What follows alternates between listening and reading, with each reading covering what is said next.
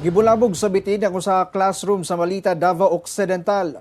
DNR Region 11 dunay pahimangno kung unsa ang ayang himuon o galing makakita og bitin. Atong ibalik si Argel Relator.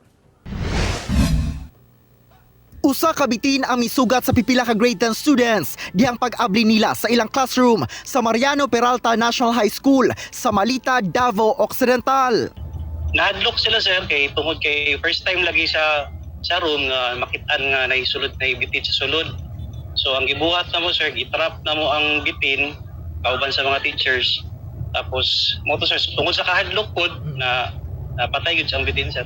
Usa matud pa kini ka juvenile cobra nga dunay gitas-ong 50 to 60 centimeters. Una ang hitabo, nagpahigayon di ay og clean up drive sa school campus. Sumala sa DNR 11, sagad nga nagagawas ang bitin sa ilang natural habitat tungod nagapangita kini og praise nga ilang kaunon o dili bakaha sa kainit sab sa panahon. Snakes are cold-blooded. So, ibig sabihin, hindi din sila makaproduce ng kanilang sarili nilang body heat. So, they have to go out.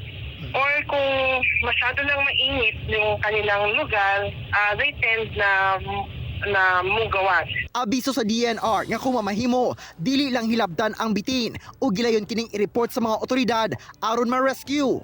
Apan Naamang provision po sa ato ang Wildlife Act na kapag imminent danger na ang mga tao, pwede nilang patyon.